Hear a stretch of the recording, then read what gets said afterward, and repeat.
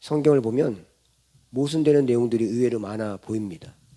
또한 이건 불평등한 거 아닌가 하는 내용도 있습니다. 오늘 본문이 그런 내용 중에 하나입니다.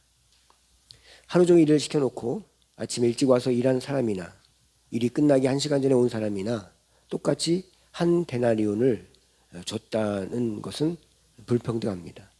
그래서 한 데나리온은 하루 노동자의 품삯을 말합니다. 요즘 시대 같았으면 노주가 있어서 아침에 일찍 온 사람들이 함께 뭉쳐가지고 주인에게 대모를 했을지도 모릅니다. 마태복음 25장에 보면 또 달란트 비유가 나옵니다. 달란트 비유에 보면 여기서 한 달란트라는 것은 얼마의 정도의 지금의 가치냐면 하루 품삯의 6천일 분량이라고 합니다. 그래서 하루 품삯을 10만 원으로 잡으면 한 달란트는 6억 원의 큰 돈을 말합니다. 이 달란트 비유에서 보면 한 주인이 타국에 가면서 종들에게 돈을 나눠줍니다. 어떤 사람에게는 5달란트면 얼마입니까? 5, 6, 30억을 줬습니다. 또 어떤 사람은 2달란트, 2, 6, 12, 12억을 줬습니다. 어떤 사람은 한 달란트, 6억을 맡기고 떠났습니다. 그러자 5달란트 받은 사람과 2달란트 받은 사람은 그것 가지고 장사를 해서 받은 만큼의 이익을 남겼습니다. 그렇지만 한 달란트 가진 사람은 한 달란트 가지고는 5달란트, 2달란트 가진 사람들 같이 할 만한 것이 없다고 생각했는지 그 한 달란트를 고이고이 땅에 묻어둡니다. 그렇게 해서 오래 시간 지난 후에 주인이 집으로 돌아왔을 때 그 그 종들에게 나눠준 돈을 가지고 어떻게 이윤을 남겼는가 보았습니다. 봤는데 한 달란트 받은 사람은 그대로 땅에 가지고 있어서 이렇게 얘기합니다. 마태복음 25장 28절부터 30절 말씀 보면 이렇게 기록하고 있습니다. 그에게서 한 달란트를 빼앗아 10달란트 가진 자에게 주어 무릇 있는 자는 받아 풍족하게 되고 없는 자는 있는 것까지 빼앗기리라. 이 무익한 종을 밖에 어두운 데서 내어 쫓으라. 거기서 슬피 울며 이를 갈미 있으리라 하니라. 이 한 달란트의 가치를 안 이상 한 달란트가 얼마나 하겠습니까? 6억입니다. 이 6억을 가지고 뭐라도 했어야만 될 것 같았는데 이 주인은 이 게으른 종을 한 달란트를 빼앗아서 도리어 그렇지 않아도 많이 돈을 벌어놓은 그 많이 가진 그 종들에게 주어버렸다는 것이죠. 주인의 입장에서 생각하면 주인의 행동은 결코 잘못된 것이 아닌 것 같습니다. 게으른 자에게 왜 너에게 일하라고 줬는데 이렇게 했느냐 라고 해서 그걸 도리어 뺏어서 일 잘하는 사람에게 줘서 더 일 잘하게끔 하는 것이 성경에서 말하고 있는 주인의 입장이었다는 것입니다. 그렇지만 이러한 상을 모르는 상태에서 그냥 이 사람은 5달란트 주고 2달란트 주고 1달란트 줘가지고 이렇게 했다는 그 상만 알고 있는 사람은 적은 자의 것을 빼앗아 많은 자에게 줬다는 것 자체가 분명 불평등해 보입니다. 어찌되었든 우리 상식선에서 지금 소개한 이야기들은 불평등하게만 보입니다. 그렇다면 오늘 우리가 읽은 본문을 삼고 있는 포돈 품꾼의 이야기에서도 언뜻 보면 주인이 잘못 판단한 것 같이 보이지만 실제 주인 입장에서 보면 주인은 잘못한 것이 없었습니다. 주인은 2절에 이렇게 말하고 있습니다. 그가 하루 한 데나리온씩 품꾼들과 약속하여 포도원에 들여보내고 라고 이렇게 한 것을 보면 품꾼들은 주인과 각자 1대1로 그렇게 하기로 한 데나리온씩 받기로 약속한 것이 했기에 불평할 이유가 없었다는 것입니다. 아침에 온 사람이나 오후에 온 사람이나 일 끝나기 1시간 전에 온 사람이나 그들은 각자가 주인과 개별적으로 한 데나리온씩을 약속한 것입니다. 그러게 나와 약속한 그 약속과 주인이 다른 사람과 약속한 그 약속을 같은 것으로 보면 안 된다는 것이죠. 이 말은 사람에게는 하나님이 우리 각자에게 주신 재능이 있다는 것입니다. 이 사람에게는 이런 재능, 저 사람에게는 저런 재능을 주었습니다. 그러기에 그 재능에 맞게 살아가면 되는 것입니다. 그렇지만 사람들이 자기의 재능과 다른 사람의 재능을 비교합니다. 그것을 우리는 비교의식이라고 부릅니다. 비교의식은 자기 자신을 무능하게 만듭니다. 앞에서 한 달란트 받은 사람은 그 한 달란트가 작은 돈이 아닌데 아까 6억 정도의 가치가 있다고 했습니다. 그 5달란트 받은 사람과 2달란트 받은 사람과 비교하면서 그럼 난 뭐야? 난 왜 1달란트만 주었지? 이러면서 그 주인에 대해서 원망도 하면서 그래? 그렇다면 내가 일 않지 하는 마음이 있지 않는가? 아무것도 않고 그냥 1달란트를 땅에 묻어놓은 것이 아니겠는가?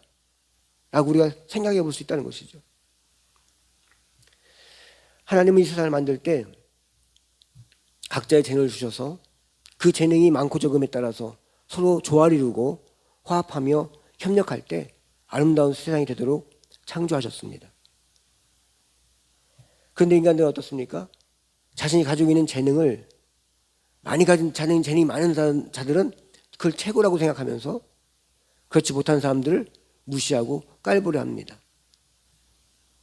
또 그렇지 못한 사람들은 자기 재능이 열등하다고 생각해서 자기보다 잘 나가는 사람을 부러워하다 못해 시기하고 질투하고 적대시하려 한다는 것입니다. 이것이 비교의식이 가져다주는 분열과 피해의식인 것입니다. 오늘 본문에서 우리가 유심히 보아야 할 것이 있습니다.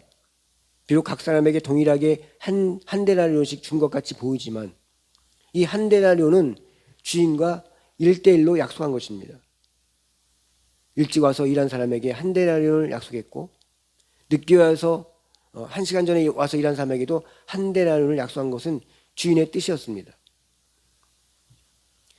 구약으로 넘어가서 여호수아서를 보면 이스라엘 백성들이 가나안 땅을 차지합니다. 차지하는데 그 차지한 땅을 하나님께서 지파별로 분배해 줍니다. 근데 막상 가나안 땅에 들어가서 분배를 받을 때는 어떤 조건과 그 형편에 맞게 땅을 분배한 것이 아니었습니다. 그 분배 방법도 제2복귀를 해가지고 분배하라고 했습니다. 하나님이. 그렇게 분배하다 보니까 어떤 땅은 비옥한 땅이 있는 땅도 있고 어떤 땅은 골짜기가 깨어있어 좋지 못한 땅도 있었습니다.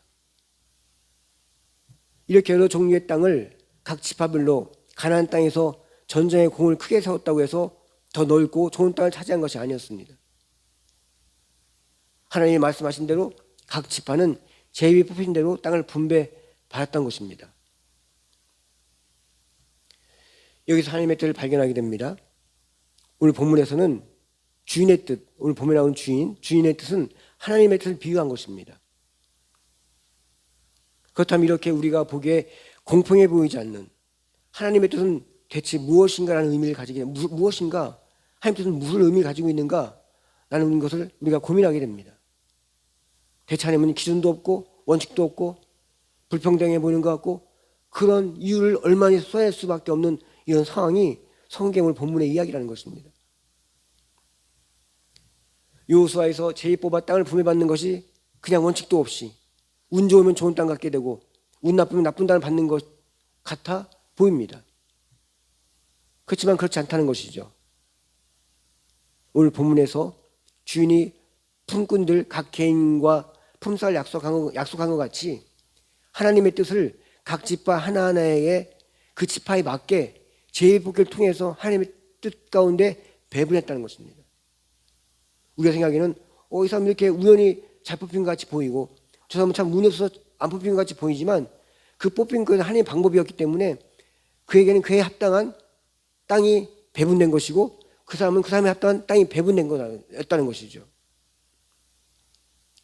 이 말을 더 깊이 들여다보면 우리가 다른 사람들과 비교하면서 부정한 것뿐이고 또 없는 것뿐이고 못난 것뿐이고 같이 느껴질 때가 있습니다.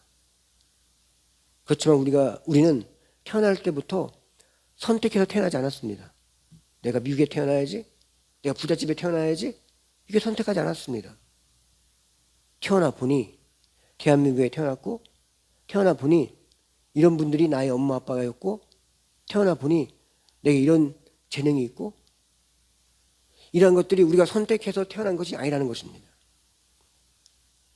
이 모든 것은 하나님께서 나는 잘 모르지만 나를 창조하시고 나에 대해서 더 잘 아시는 하나님께서 나에게 가장 잘 맞는 충분하면서도 풍성한 은혜 가운데서 그렇게 태어나게 하셨다는 것입니다. 이것은 다른 사람과 비교될 만한 것이 아닙니다. 비교할 것이 아닙니다. 오직 나에게만 주신 하나님의 은혜이고 사랑입니다. 이렇게 이야기를 하면 형편이 열악하게 태어난 사람들에게는 왜 이런 걸 나에게 주셨냐고 라고 말할 사람도 있을 것입니다. 그렇다고 그것에 대해서 우리가 다 설명할 수도 없고 이해할 수 있는 것이 아닙니다. 설명해 준 데들 설명할 수도 없고 이야기해 준 데들 이해할 수 없는 것이 바로 하나님의 우리가 모르는 하나님만 알고 계신 우리를 향한 깊은 뜻이 있다는 것이죠. 그러면서 살아가다 보면 또 오랜 시간이 지나다 보면 다른 사람이 알 수 없는 나만이 깨닫는 하나님과 나와의 일대의 관계 속에서 나에게만 품고 계신 하나님의 깊은 뜻을 알게 된다는 것입니다. 예전에 한번 이야기했던 내용 같은데 어머니가 돌아가실 때 모든 형제가 장례식에 모였습니다. 모두가 슬픔에 젖어 있는데 그 빈소 앞에 어머니가 사용하는 물품들이 있었어요. 뭐 시계도 있었고 뭐 손수건도 있었고 어머니 썼던 걸 이렇게 놓았더라고요. 근데 이제 작은 형님이 어떤 물품을 매만지면서 눈물 흘리는 걸 보았습니다. 또 누님은 내가 처음 보는 어머니의 유품을 가슴에 품고 또 슬퍼하며 우는 걸 보았습니다. 난 그걸 보면서 저게 뭐길래 형님과 또 누님 각자 저렇게 또 다른 그런 어머니의 유품을 붙들고 울고 있는가 하는 생각을 했습니다. 그것은 내가 모르는 어머니와 누님만이, 어머니와 형님만이 아는 개인적인 추억이 있었던 유품들이었습니다.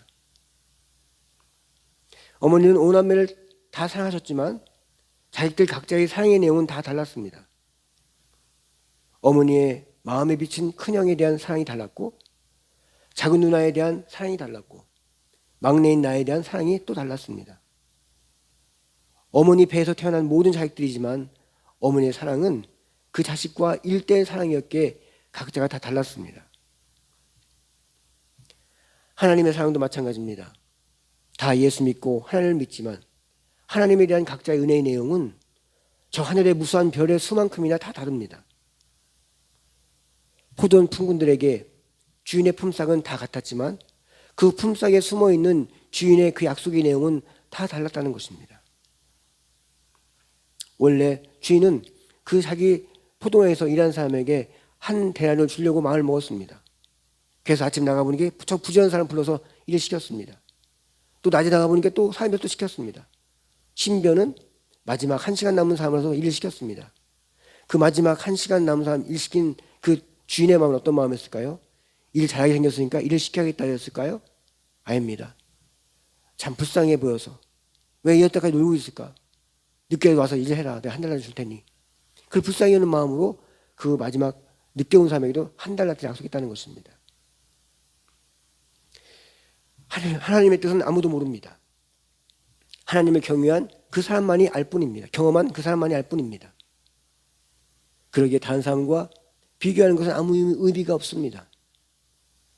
하나님께서 베푸신 은혜는 겉으로 크든 작든 크면 큰 대로 적으면 적은 대로 모두가 의미가 있고 귀한 것이고 소중한 것입니다. 그러기에 우리는 그 하나님의 은혜에 늘 감사하며 살아간다면 우리 마음이 풍성해지고 우리 마음은 기쁨으로 하나님의 은혜로 충만해져서 이 험한 세상에서 담대하게 살아갈 수 있는 그런 믿음의 은혜가 우리 가운데 가득하게 된다는 것입니다. 성경이 말씀해 주신 많은 이런 모순적인 같은 이야기들, 불평등한 이야기 속에는 하나님이 각자에 대한 기쁜 뜻을 담고 있습니다. 한 주간도 하나님의 그 기쁜 뜻을 깨달으며 나가는 우리 모두 되기를 주님의 이름으로 축복합니다.